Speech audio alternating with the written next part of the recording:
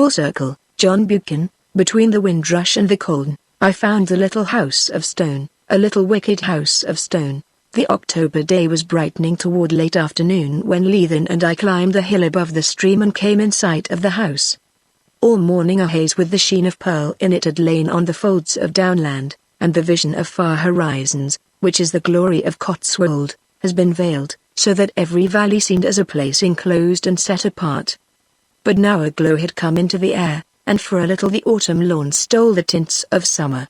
The gold of sunshine was warm on the grasses, and only the riot of color in the berry-laden edges of the fields and the slender woodlands told of the failing year. We were looking into a green cup of the hills, and it was all a garden. A little place, bounded by slopes that defined its graciousness with no hint of barrier, so that a dweller there, though his view was but half a mile on any side, would yet have the sense of dwelling on uplands and commanding the world. Round the top edge ran an old wall of stones, beyond which the October bracken flamed to the skyline. Inside were folds of ancient pasture, with here and there a thorn bush, falling to rose gardens and, on one side, to the smooth sward of a terrace above a tiny lake. At the heart of it stood the house like a jewel well set. It was a miniature, but by the hand of a master.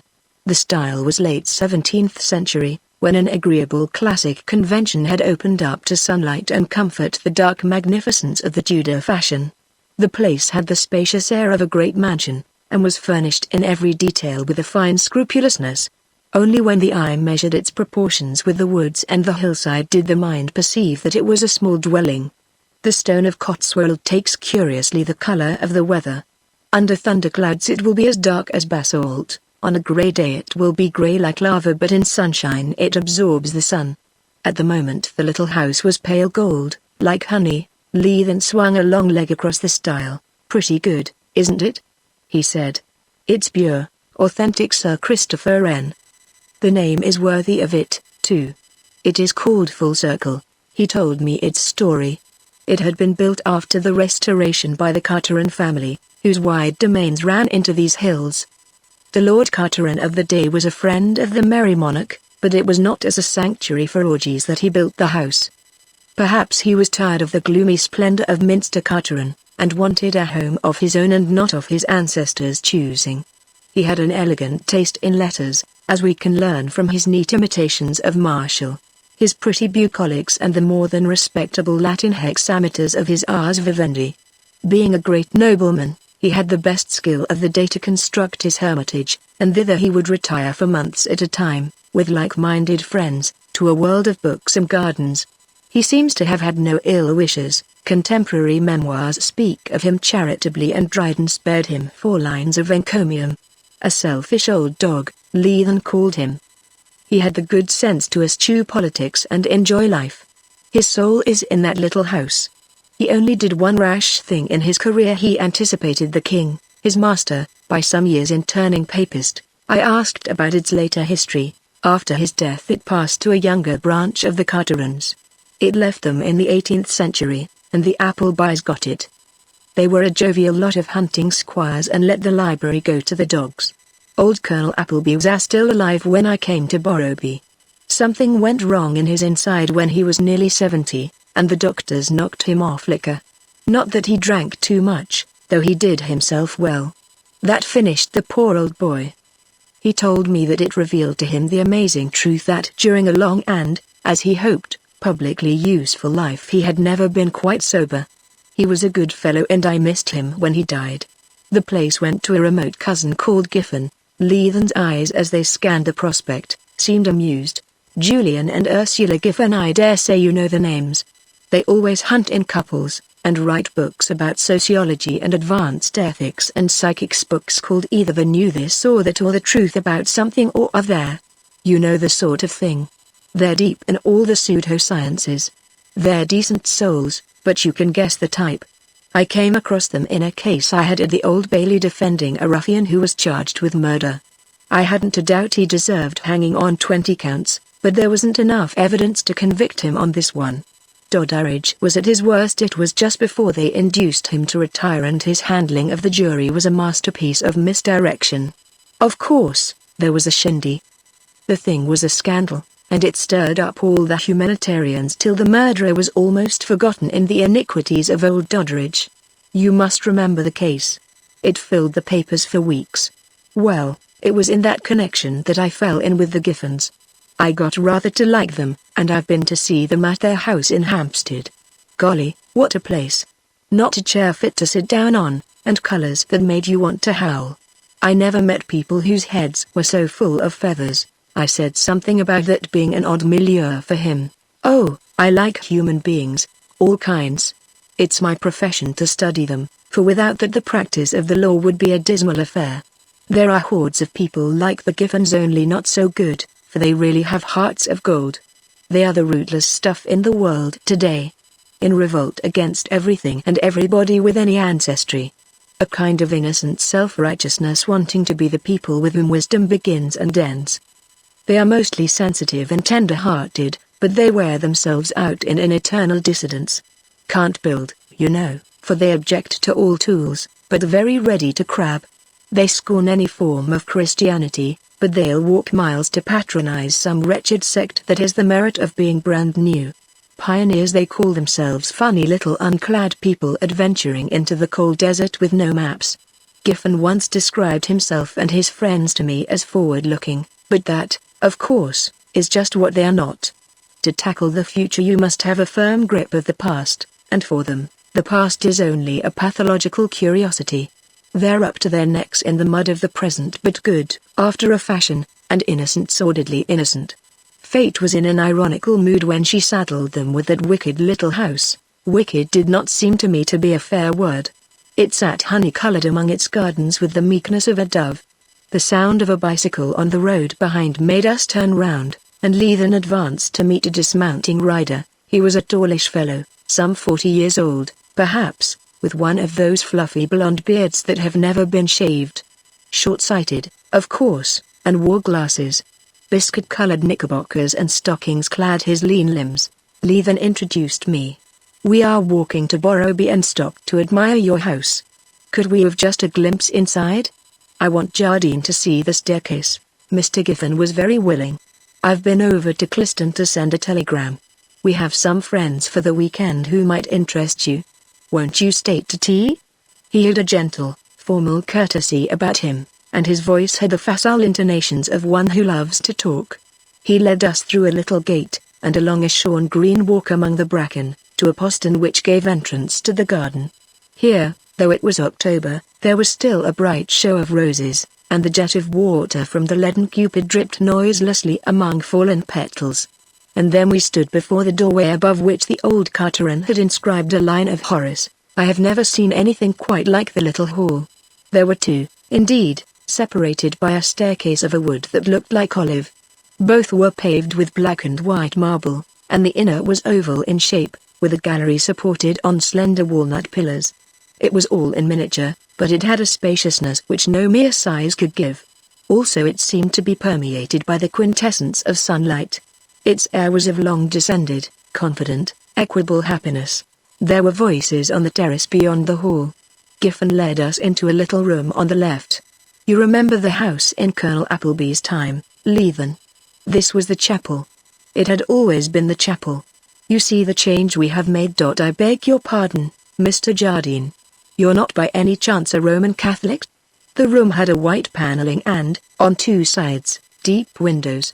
At one end was a fine Italian shrine of marble, and the floor was mosaic, blue and white, in a quaint Byzantine pattern. There was the same air of sunny cheerfulness as in the rest of the house. No mystery could find a lodgment here. It might have been a chapel for 3 centuries, but the place was pagan. The Giffens' changes were no sort of desecration. A green baize table filled most of the floor, surrounded by chairs like a committee room. On new raw wood shelves were files of papers and stacks of blue books and those desiccated works into which reformers of society torture the English tongue. 2 typewriters stood on a side table. It is our workroom, Giffen explained. We hold our Sunday moots here. Ursula thinks that a weekend is wasted unless it produces some piece of real work.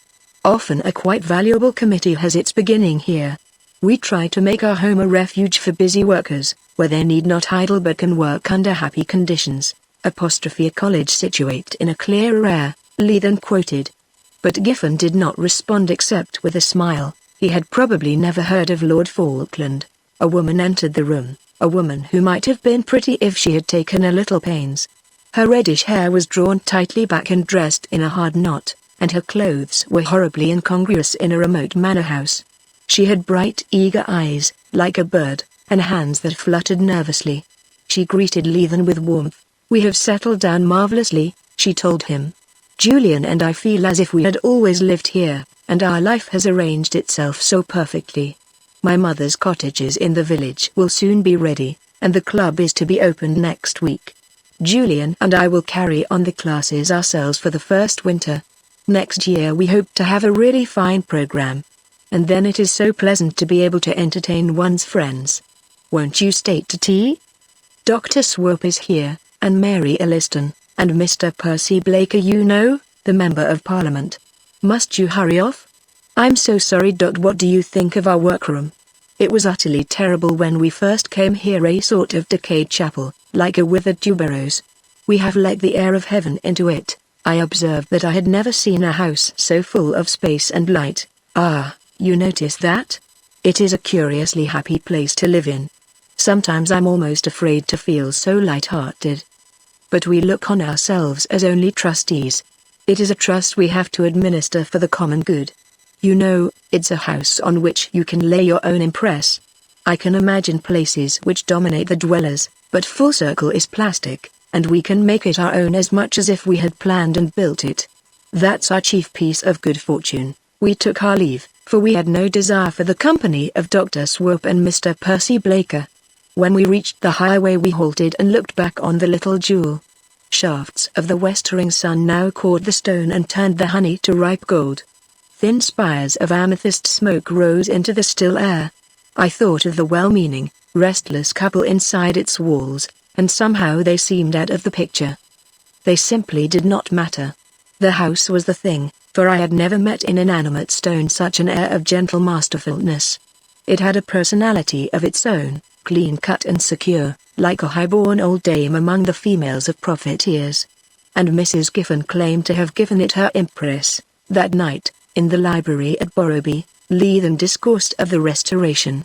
Borrowby, of which, by the expenditure of much care and a good deal of money, he had made a civilized dwelling, is a Tudor manor of the Cotswold type, with its high-pitched narrow roofs and tall stone chimneys, rising sheer from the meadows with something of the massiveness of a border keep. He nodded toward the linen fold panelling and the great carved chimney-piece. In this kind of house you have the mystery of the elder England.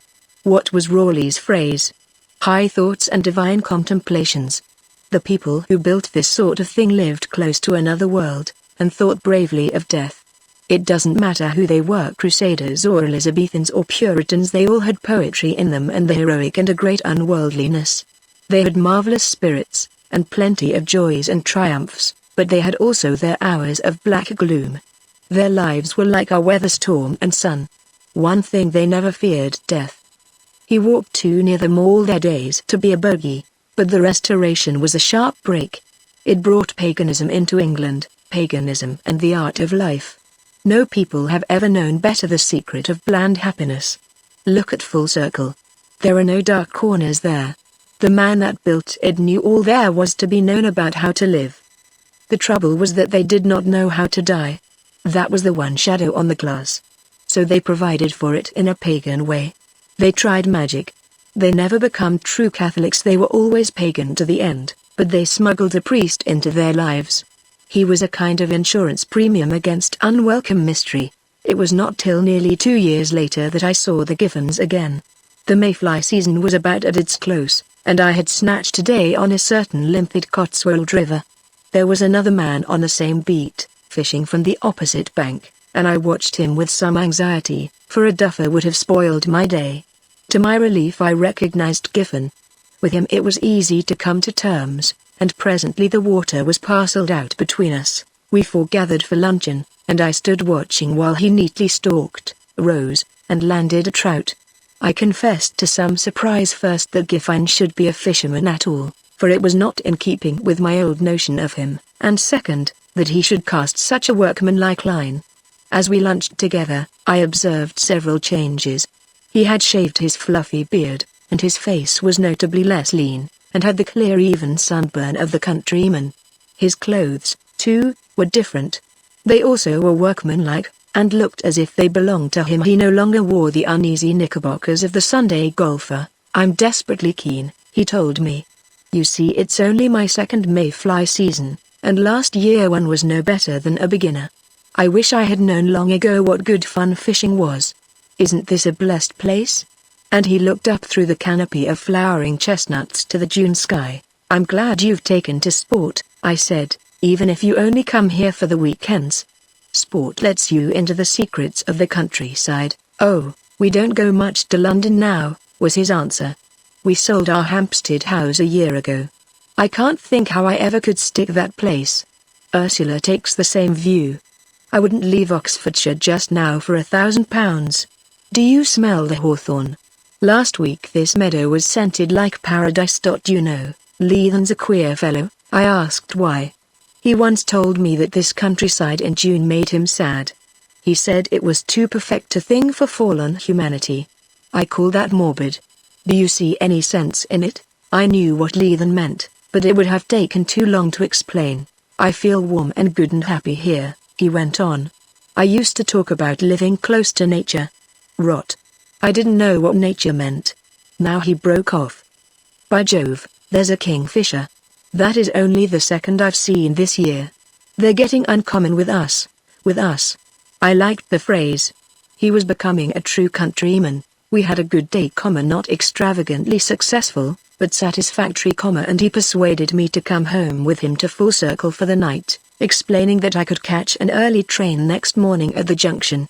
So we extricated a little two-seater from the midst of a clump of lilacs, and drove through 4 miles of sweet-scented dusk, with nightingales shouting in every thicket. I changed into a suit of his flannels in a room looking out on the little lake where trout were rising, and I remember that I whistled from pure lightheartedness.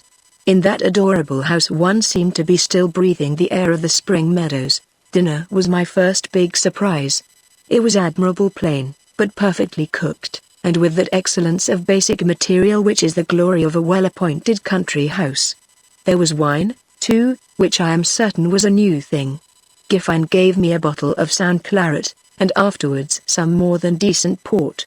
My second surprise was my hostess. Her clothes, like her husband's, must have changed, for I did not notice what she was wearing, and I had noticed it only too clearly the last time we met. More remarkable still was the difference in her face. For the first time I realized that she was a pretty woman. The contours had softened and rounded, and there was a charming well-being in her eyes, very different from the old restlessness. She looked content, infinitely content. I asked about her mother's cottages. She laughed cheerfully. "I gave them up after the first year. They didn't mix well with the village people. I'm quite ready to admit my mistake, and it was the wrong kind of charity. The Londoners didn't like it, felt lonesome and sighed for the fried fish shop, and the village women were shy of them, afraid of infectious complaints, you know. Julian and I have decided that our business is to look after our own people." It may have been malicious, but I said something about the wonderful scheme of village education. "Another relic of Cockneyism," laughed the lady, but Giffen looked a trifle shy. "I gave it up because it didn't seem worthwhile. What is the use of spoiling a perfectly wholesome scheme of life by introducing unnecessary complications? Medicine is no good unless a man is sick, and these people are not sick. Education is the only cure for certain diseases the modern world has engendered, but if you don't find the disease, the remedy is superfluous. The fact is, I hadn't the face to go on with the thing.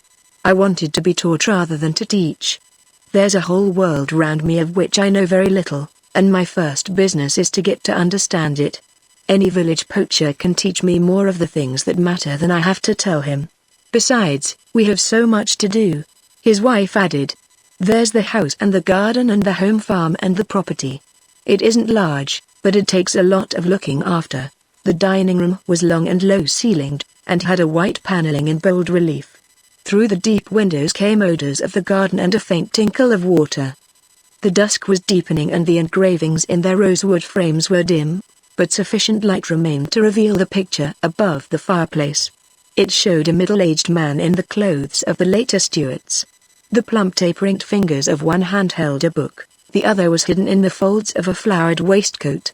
The long curled wig framed a delicate face with something of the grace of youth left to it. There were quizzical lines about the mouth, and the eyes smiled pleasantly yet very wisely. It was the face of a man I should have liked to dine with. He must have been the best of company. Giffen answered my question. That's the Lord Carteret who built the house. No relation. Our people were the Applebys, who came in 1753. We've both fallen so deep in love with Fullcircle that we wanted to see the man who conceived it. I had some trouble getting it. It came out of the Minster Carteret sale, and I had to give a Jew dealer twice what he paid for it. It's a jolly thing to live with. It was indeed a curiously charming picture. I found my eyes straying to it till the dusk obscured the features. It was the face of one wholly at home in a suave world, learned in all the urbanities. A good friend, I thought, the old lord must have been, and a superlative companion. I could imagine neat Horatian tags coming ripely from his lips.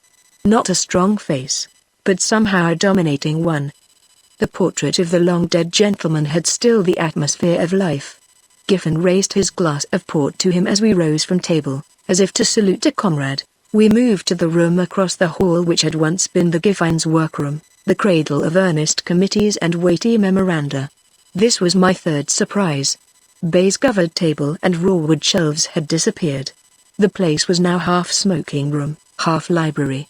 On the walls hung a fine collection of colored sporting prints, and below them were ranged low Hepplewhite bookcases. The lamplight glowed on the ivory walls, and the room, like everything else in the house, was radiant. Above the mantelpiece was a stag's head, a fair 11-pointer. Giffen nodded proudly toward it. I got that last year at McRae. My first stag. There was a little table with an array of magazines and weekly papers. Some amusement must have been visible in my face, as I caught sight of various light-hearted sporting journals, for he laughed apologetically. You mustn't think that Ursula and I take in that stuff for ourselves. It amuses our guests, you know. I dared say it did, but I was convinced that the guests were no longer Dr. Swope and Mr. Percy Blaker. One of my many failings is that I can never enter a room containing books without scanning the titles. Giffen's collection won my hearty approval. There were the very few novelists I can read myself, Miss Austen and Sir Walter and the Admirable Marryat. There was a shelf full of memoirs, and a good deal of 17th and 18th century poetry. There was a set of the classics in fine editions. Bodonis and Baskervilles and such like. There was much county history and one or two valuable old herbals and itineraries. I was certain that 2 years earlier Giffen would have had no use for literature except some muddy Russian oddments, and I am positive that he would not have known the name of Surtees. Yet there stood the tall octavos recording the unedifying careers of Mr. Jorrocks, Mr. Facey Romford, and Mr. Soapy Sponge. I was a little bewildered as I stretched my legs in a very deep armchair. Suddenly I had a strong impression of looking on at a play. My hosts seemed to be automata, moving docilely at the orders of a masterful stage manager, and yet with no sense of bondage.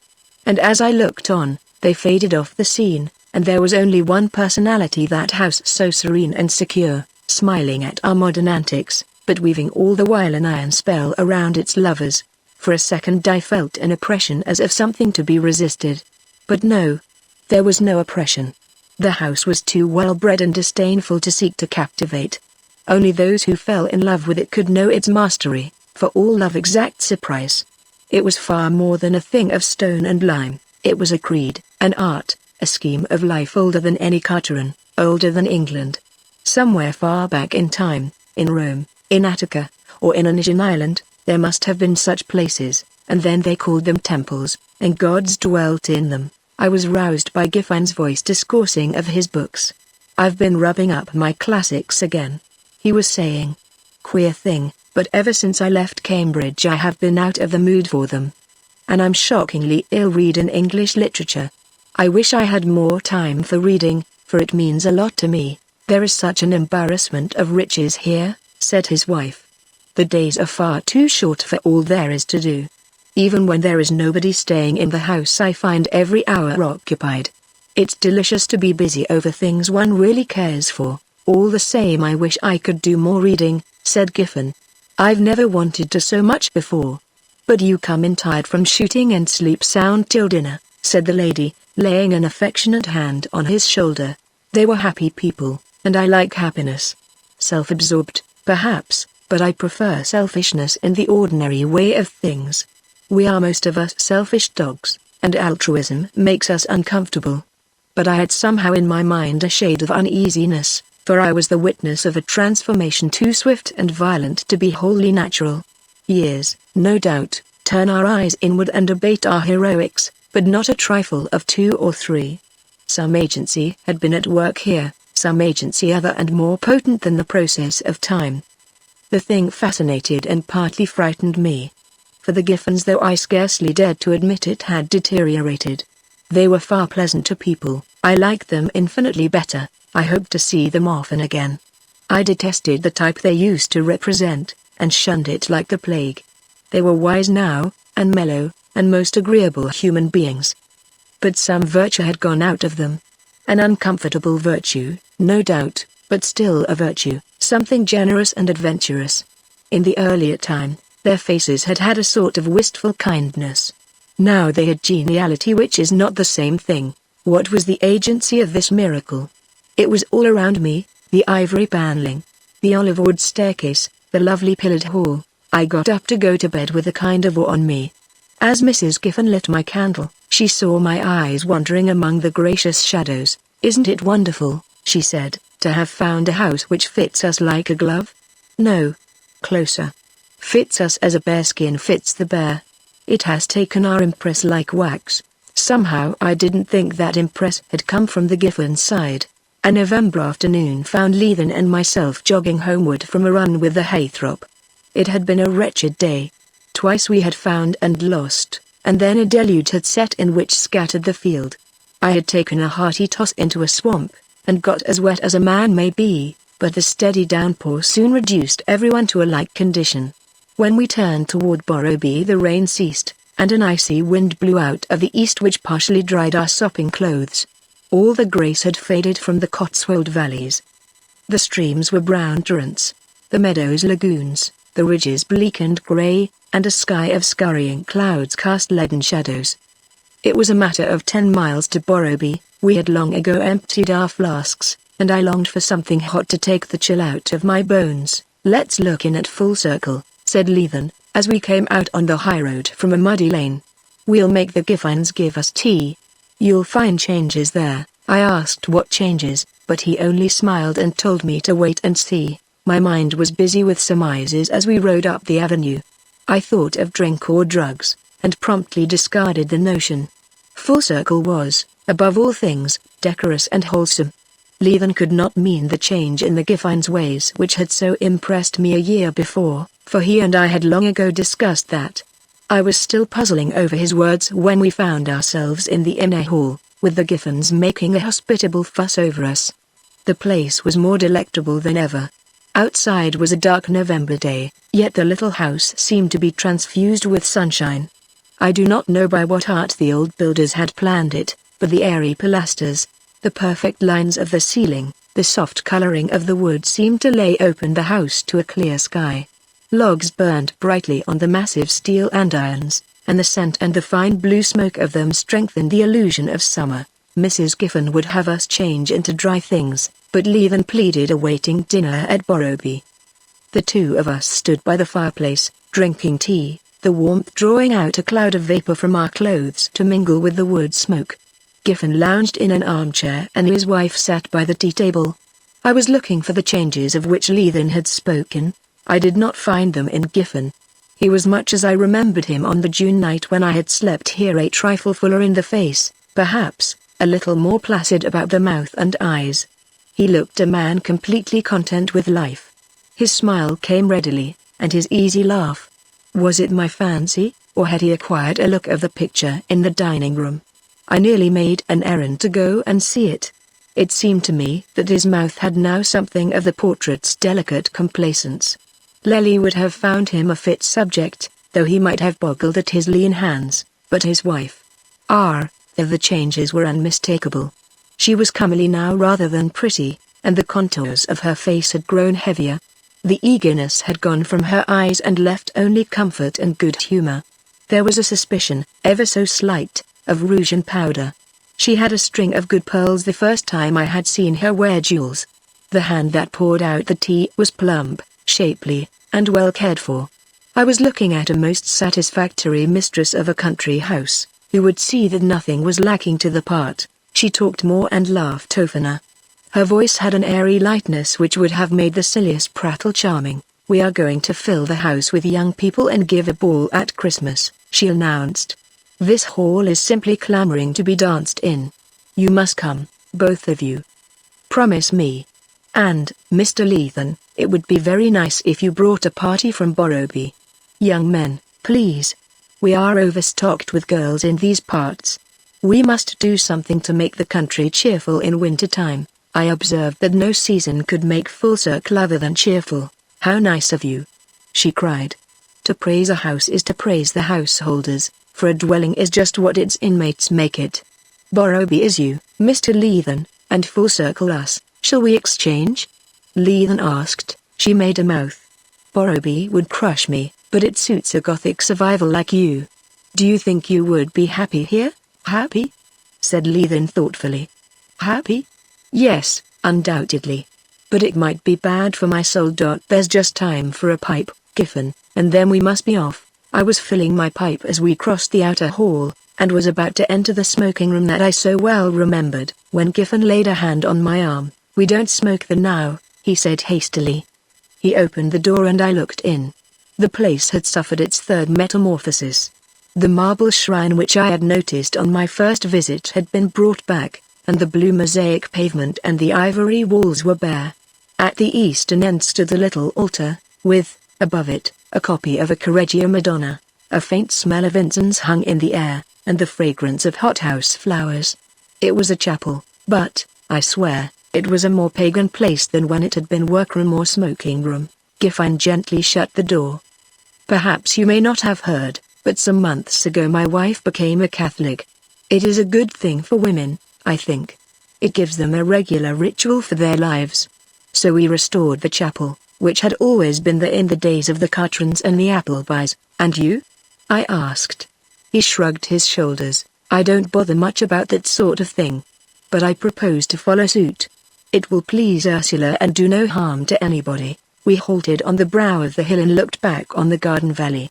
Leathen's laugh, as he gazed, had more awe than mirth in it. "That wicked little house. I'm going to hunt up every scrap I can find about old Tom Carteron. He must have been an uncommon clever fellow. He's still alive down there and making people do as he did. In that kind of place you may expel the priest and sweep it and garnish it, but he always returns." The rack was lifting before the wind, and a shaft of late watery sun fell on the grey walls. It seemed to me that the little house wore an air of gentle triumph.